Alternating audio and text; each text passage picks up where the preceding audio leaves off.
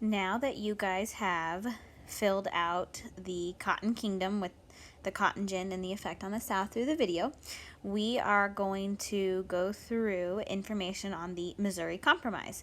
So this will be the last page we fill out today. So we are actually going to go through this reading from your textbook in school.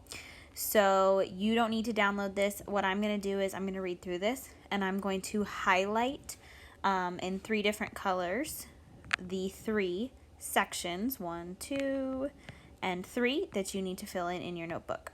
So I'll have highlighted in one color why the Missouri Compromise was created, what the Missouri Compromise said in a different color, and then what the effect of the compromise was in a third color. So if we get back to the reading. So the extension of slavery. Westward expansion strengthened the nation. It also caused problems. The most serious problem was the extension of slavery. And you actually heard that at the very end of the cotton video, where they talked about how Southern farmers started moving westward, bringing their slaves with them, which meant slavery was extending into the western territories. So slave and free states. In 1819, the nation consisted of 11 slave states, which permitted or allowed slavery, and 11 free states, which prohibited or did not allow slavery. However, Missouri had been seeking admission as a slave state since 1817. So they were a territory. Missouri was a territory at this point, and they wanted to become a slave state. Northerners had reacted strongly. Adding another slave state would upset the balance in the Senate, where each state had 2 votes. Adding 2 more senators from a slave state would make the South more powerful than the North. So that right there, that paragraph is our why. Why was the compromise created? And that is because Missouri wanted to become a slave state, and adding another slave state would upset the balance in the Senate, and adding 2 more senators from a slave state would make the South more powerful than the North. So that reason right there was why we had to create a compromise. In 1819, Representative James Talmadge of New York proposed that Missouri be admitted as a slave state.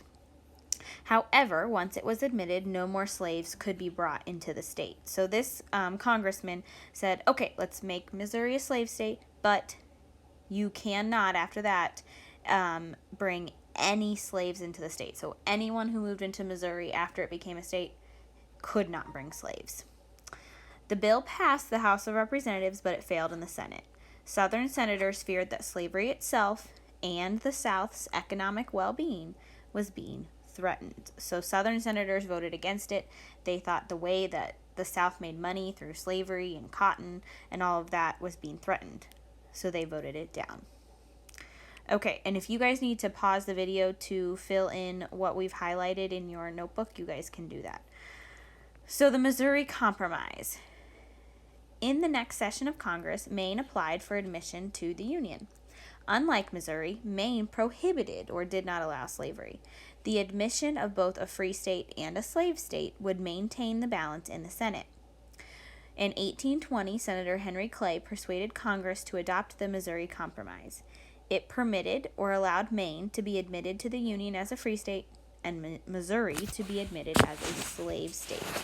In addition, the compromise provided that the Louisiana Territory that was north of the southern border of Missouri would be free of slavery. So any land that was not a state north of the southern end of Missouri had to be free. The compromise had one other important feature. It gave Southern slave owners a clear right to pursue escaped fugitives or escaped slaves into free regions and return them to slavery. So I'm going to use a different color. Let's do blue. Okay, so what was the Missouri Compromise? It permitted or allowed Maine to be admitted to the Union as a free state and Missouri to be admitted as a slave state. It also said or provided that the Louisiana Territory north of the southern line of Missouri had to be free. So any land north of that line had to be free.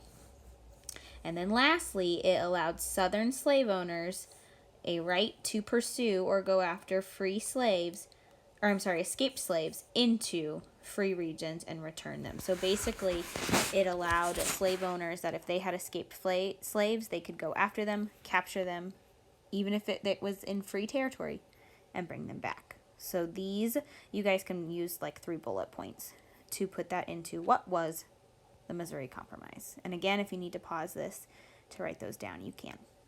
Okay, a continuing problem. The Missouri Compromise revealed how much sectional rivalries, that's rivalries based on where you live, how those rivalries divided the states of the Union. The Compromise seemed to balance the interests of the North and the South. However, white Southerners were not happy that Congress had given itself the power to make laws regarding slavery. Many Northerners, in turn, were angry that Congress had allowed slavery to expand into another state. So the last box on your notebook says what was the effects. So let's use orange. So we'll talk about the effects. So on paper, it seemed to make both sides happy.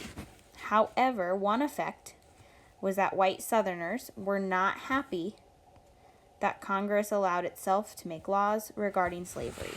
Southerners did not want Congress to start making laws about slavery. They basically wanted to be able to kind of do what they wanted to do, and they didn't want Congress to have a say-so in it. So they were upset about the compromise. So that was one effect.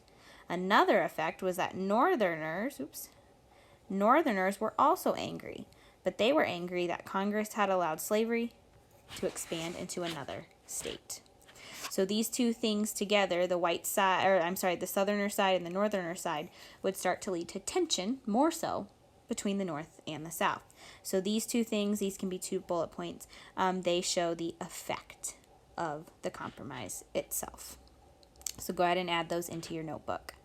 And just like you did yesterday, when you are finished with the cotton gin video and filling out that section of your notebook and this section, take screenshots of both and submit them to Canvas.